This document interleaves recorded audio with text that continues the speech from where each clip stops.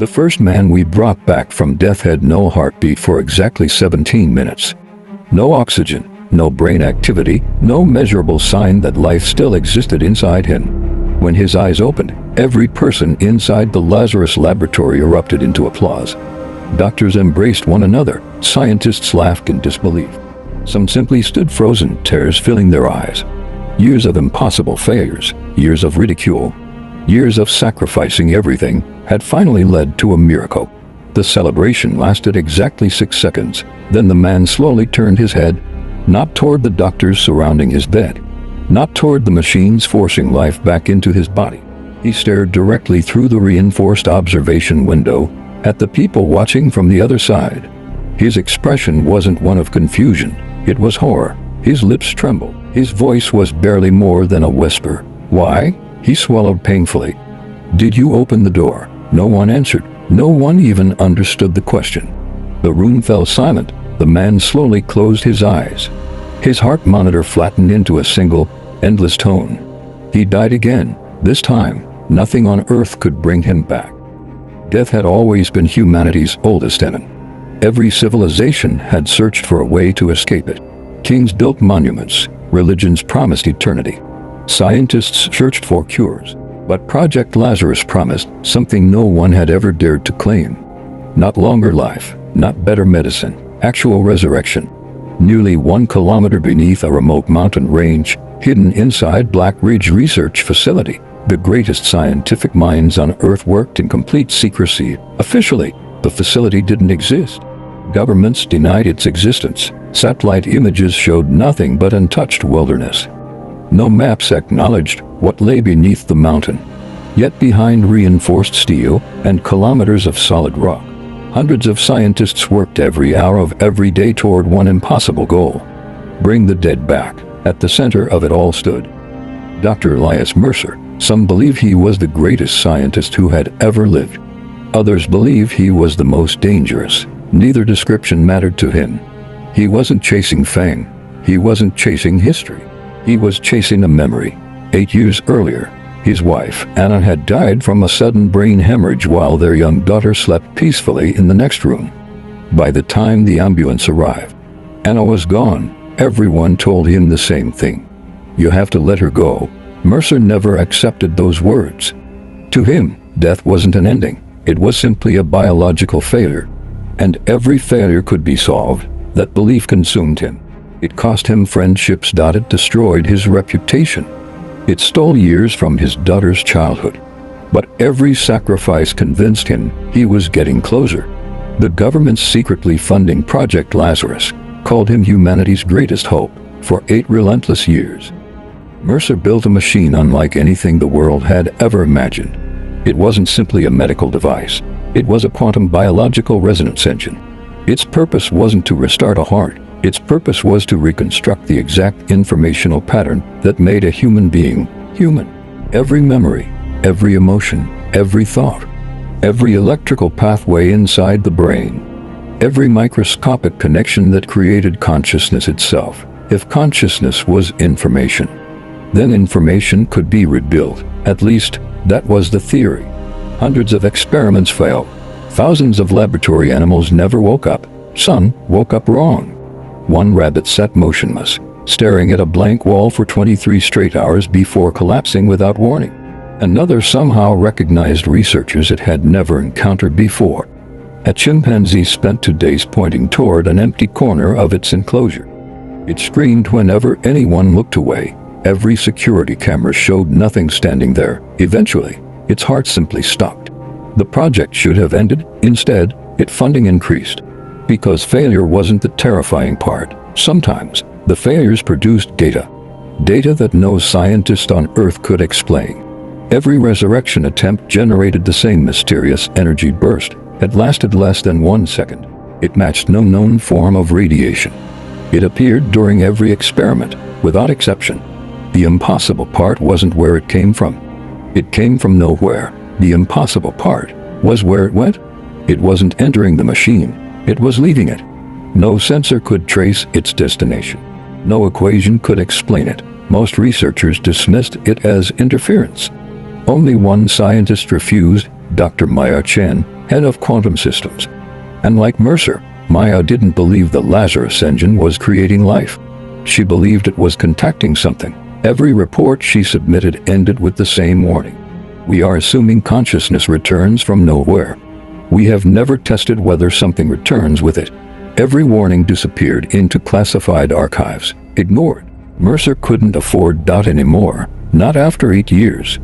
Not after everything he had already sacrificed. 1 week after the first successful resurrection, Project Lazarus prepared for Trial 27.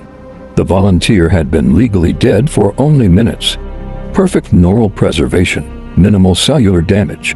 Every calculation predicted success. Control room alpha buzzed with anticipation. Towering holographic displays surrounded the chamber. Technicians monitored neural reconstruction, quantum synchronization, cardiac recovery, atmospheric stability. Every system reported green. Mercer stood silently behind the main console. "This is the one," he said. No one replied. Maya wasn't listening. She stared at a graph on her monitor, a graph that should not have existed. The Lazarus engine was already producing resonance patterns. Its core hadn't even been powered on. "May," she looked up slowly. "The system," she hesitated. "It's already receiving a signal." Mercer's expression tightened.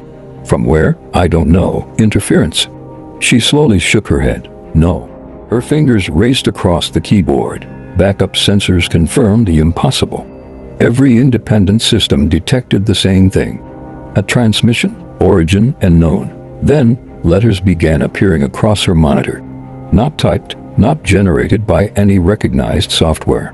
One character at a time. Someone, or something, was communicating through a machine that had never even been switched on. The first word appeared.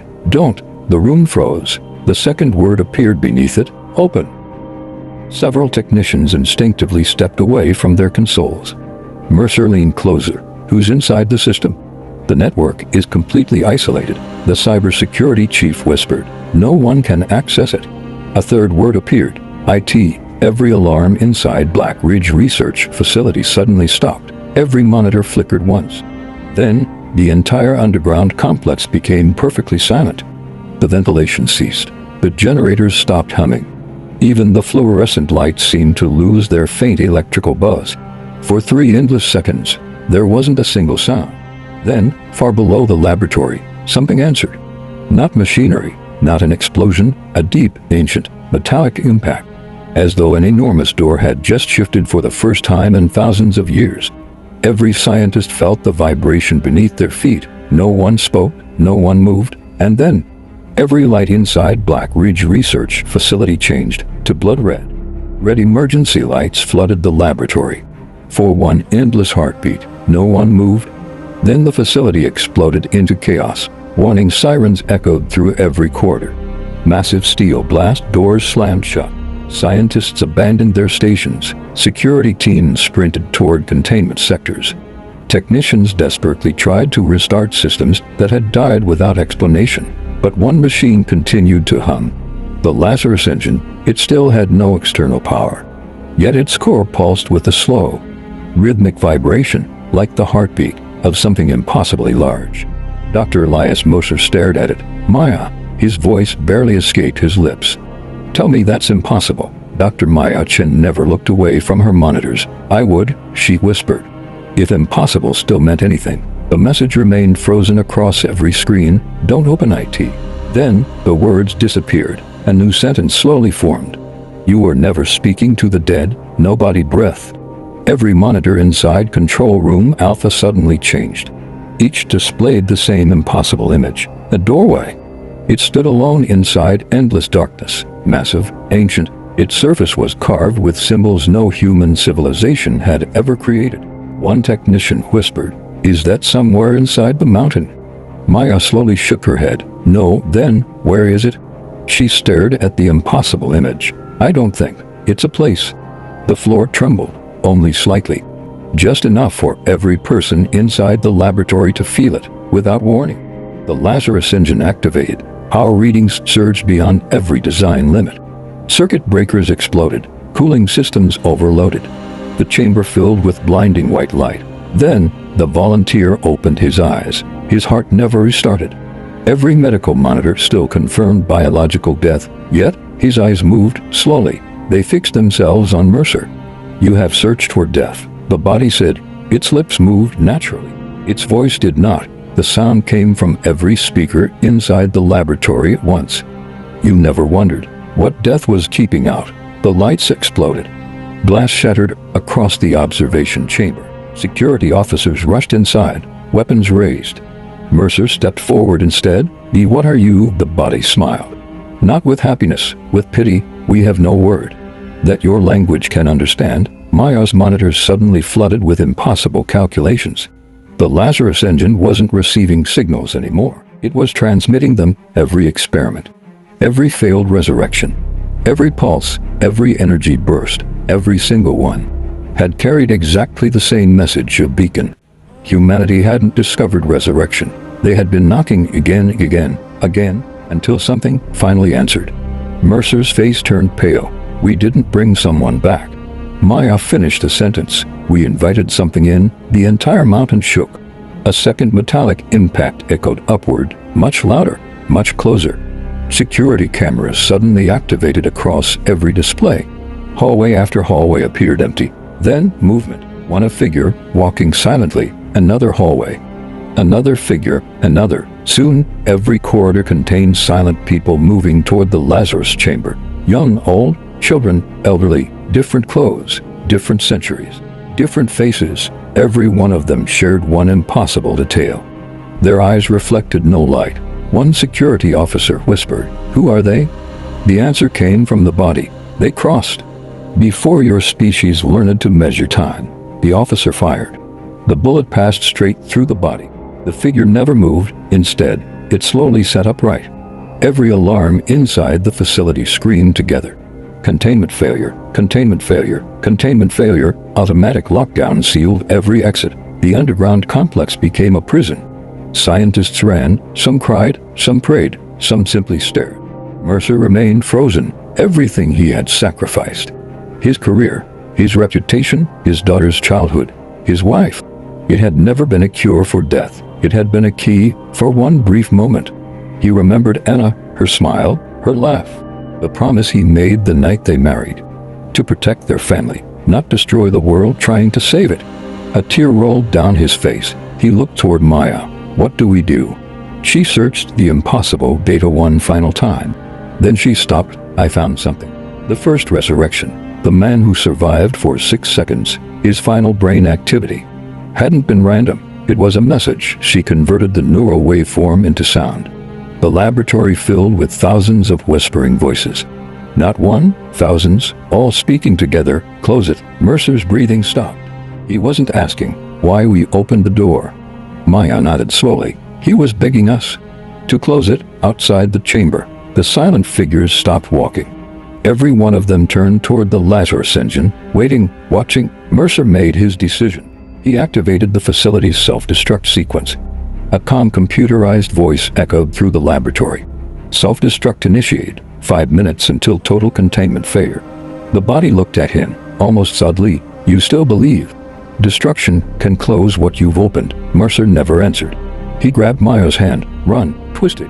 Together, they sprinted through collapsing corridors. Explosions ripped through power conduits. Concrete cracked. Steel. The humming grew louder, not from the machine, from beyond it. The countdown reached its final seconds. Mercer looked back for one impossible instant. The doorway stood inside the laboratory. Not on a screen, not a vision, real. Slowly, it opened. Blinding white light poured into the chamber. Countless silhouettes stood beyond it, watching, waiting, smiling. The mountain erupted. A chain of explosions tore through Black Ridge Research Facility. Thousands of tons of rock collapsed inward. The Lazarus engine disappeared beneath the earth forever. Official reports blamed a catastrophic reactor accident. Every file connected to Project Lazarus vanished. Governments denied it had ever existed. The world moved on. 3 months later, a highway traffic camera nearly 200 kilometers away briefly lost its signal. When the image returned, a lone man stood in the middle of the empty road. He looked directly into the camera. He smiled. His eyes reflected no light. The recording ended by itself. Investigators found no trace of the man. Only one corrupted frame remained when technicians enhanced it. They discovered something standing far behind him. An enormous door, open. Years passed around the world. More people began returning after being declared clinically dead. Doctors celebrated. Families called them miracles. No one noticed the pattern, because no one remembered Project Lazarus. But somewhere, beyond the boundary humanity was never meant to cross, something remembered us. It no longer waited for another invitation. It already knew the way in.